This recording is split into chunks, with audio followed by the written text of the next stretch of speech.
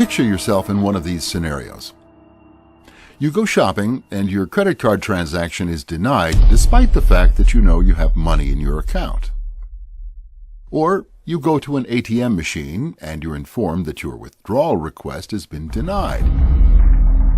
Or you're a public official, such as a school business administrator, county treasurer, municipal finance manager, pension fund administrator, or anyone who has responsibility for protecting public taxpayer funds. You're informed that all accounts have been frozen until further notice. As you investigate why you can't access money you know should be available, you find out that the bank has failed and has been closed until further notice by the FDIC. You also discover that the government will be confiscating part of your deposits in order to stabilize the bank. You believe that this can't happen here because the FDIC protects your money. You may have placed your money into one of the big banks because it has large vaults and is protected by the government. You may have placed public monies into a large bank because they're collateralized and the government will back them. Therefore, you think these funds are safe. All of these assumptions are not based on the facts. Perhaps you recall that in Cyprus, depositors' money was confiscated in order to stabilize the banks. Similar plans are already in place to do the same in the US and other countries. In a nutshell, the banks in Cyprus were over-leveraged to the point that their liabilities exceeded their gross domestic product. Because the global bailouts of large banks in 2008 were so politically unpopular, a global banking troika of the International Monetary Fund, the European Central Bank, and the European Union imposed a bail-in in which bank customers were to have some of their savings seized in order to stabilize the banks. The losses to some clients were as high as 60%. Cyprus was the test run. Now, that's where the European Union kind of let the cat out of the bag, what they planned to do on a bigger scale. But depositors took a real haircut. Interestingly, though, of course, the big boys got out. In the days before, they went after depositors' money, you know, the small-time saver, $150 billion, I forget the number, left the Cyprus banks because the insiders knew what was coming. And the insiders will know what's coming when the next U.S. bank burns down. They'll get out and they'll leave the mom-and-pop depositors and maybe city governments holding the bag. In order to protect themselves, the Cyprus government closed the banks 12 days, and people had limited access to their money. Long lines formed at the ATM machine. The fact is that the confiscations in Cyprus were not a one-time event. The eventuality for this had already been planned in advance, and there are plans in place for confiscations of depositor accounts in New Zealand, the European Union, Canada, England, and the United States. And we passed Dodd-Frank legislation. And people think, well, that's it for bailouts. No, that's not it. Actually, it's just going to be a bail-in. In order to maintain liquidity in failed banks, the European Union and the Federal Reserve have a policy of bailing in, which means you seize depositors' deposits. Those could be mom and pop up to their $250,000. It could be a city's deposits on deposit. It could be bondholders. That's what happened in Cyprus. That's what's happening right now with the Cooperative Bank in London, England, and that's what the Federal Deposit Insurance Corporation and the Bank of England have jointly agreed to do here in the United States. The large global and Wall Street banks are the ones at most risk because they've been gambling with depositor money on risky derivative bets and other speculative investment devices, which means that when, not if, these bets start going bad, the banks will be on the hook for their deficient value. According to the Bank for International Settlements, which is essentially a central bank for the world's central banks, the notional value of these derivative contracts is an astounding $700 trillion. Think 700,000 billion dollars. The entire world's GDP is only $70 trillion. There's not enough money on the planet to cover these bets. What most people don't understand is that once you give a bank your money, the money is legally no longer yours. Under the law, depositors are considered unsecured creditors to the bank and are treated as such under any bankruptcy proceeding. This type of loss happened with the collapse of MF Global, and while MF Global was a futures trading company and not a bank, the blueprint for confiscations was delivered here. The losses of customer funds were upheld by the legal system with the Sentinel case. Another important fact is this: these speculative derivatives have super priority status in a bankruptcy proceeding, which means that any derivative contract holder gets paid first, before shareholders, creditors, and depositors like you.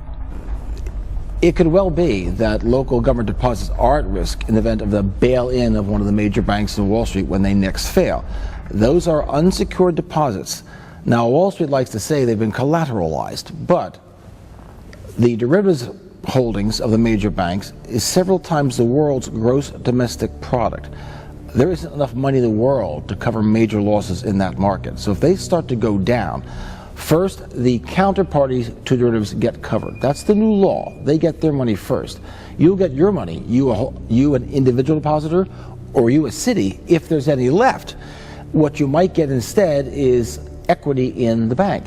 So instead of having $400 million to meet your city's payroll, you may have $200 million and $200 million in new stock in the bank in which you just become a shareholder. But try meeting a payroll in stock in a failed bank. If you think that the FDIC will still come riding to the rescue, consider these facts.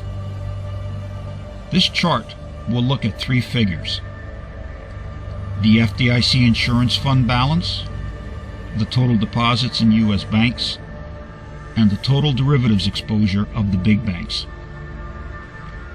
The FDIC has approximately $25 billion in its fund to cover losses.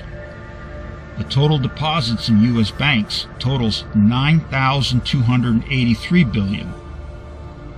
The U.S. bank's derivatives total is $297,514 billion. The FDIC could only cover 0.25% of all deposits, and the FDIC could only cover 0.008% of the derivatives. Looking at the FDIC Bank of England joint paper summary, the text clearly says that in the U.S. they will use the powers granted under the Dodd-Frank Wall Street Reform Act, and losses will be assigned to shareholders and unsecured creditors. Remember that as a depositor in a bank, under the law, you are an unsecured creditor. Moving further on down in this document, the text clearly says that the strategy for a failed global systemically important financial institution will be to assign losses to shareholders and unsecured creditors. Going further down the same document, you will see that the text clearly says that a resolution strategy for a failed, globally, systemically important financial institution will be to assign the losses to shareholders and unsecured creditors. Remember that you are now looking at an official government document and the plans for confiscation. If you're a public official with fiduciary responsibility to protect public monies, this news is critically important with far-reaching implications about what your responsibility demands. If you can't deposit public monies into the large Wall Street banks without being at proven risk of losing access to it to confiscation under existing law, what options are there? Well, one option would be to create a public bank for your municipality, like North Dakota did 94 years ago. Their public bank was completely unaffected by the Wall Street bank collapses and financial trials back in 2008, and in fact, boasted one of their largest profits ever while mighty global financial institutions fell. The Bank of North Dakota, which treats its public funds as a utility rather than a speculative fund to gamble for profits, has a simple purpose: to preserve and protect its assets while investing in local priorities instead of non-local international corporations. It is completely independent of global banker greed and risky behaviors. Its money cannot be confiscated. We're making the argument that the biggest banks on Wall Street really aren't safe. that they've got so much exposure in derivatives and who knows what else, they're in danger of going down and taking depositors with them. We think money is much safer closer to home. It's also more productively used. All the money Philadelphia has on deposit, let's say Wells Fargo, that money's not being put to work in Philadelphia. Let's put the money locally where it can be put to use in Philadelphia. Public officials need to be clear about this risk. While the prospect of fund confiscation sounds startling, it is nonetheless true that the risk is not only there, it is promised to take place if such bank failures occur once again. And you're probably aware that such failures are expected by many, if not most, financial observers. This is your moment, a time to step up to the plate, look around at the environment and the financial players pitted against you, and to act prudently in the interests of your community. The era of blind trust in the institutions of global finance is over. Public fiscal officers and citizens alike would be well served to learn more about how to create a local public bank and what it might look like to have a new financial engine that provides for community growth, funds security, and increased local investment. There is now an urgent choice to be made at every municipal level.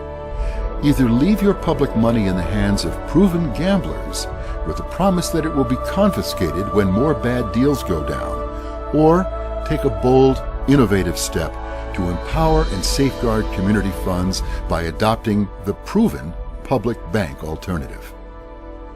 So consider yourself warned. Money is not safe in the big banks. The MF Global losses, the Cyprus confiscations, the legal precedents of the Sentinel case, the FDIC Bank of England joint paper, the plan for confiscations in Canada, New Zealand, and the European Union should all be sending red flags. Personal accounts, municipal money, county money, university money deposited in the big banks is all at risk. The plans for confiscation have been developed. They have been approved, and they are awaiting the next crisis.